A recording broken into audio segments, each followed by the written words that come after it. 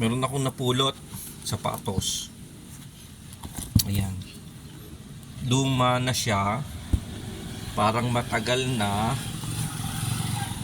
Pero hindi man lang siya nagamit. Kasi tingnan niyo yung ilalim ng sapatos. Oh. Hindi po siya nagamit. Kahit ito. Ito po ay lumang-luma na. Luma-luma na po to. Ang tingin ko po kasi ay ito yung tinatawag nilang collectibles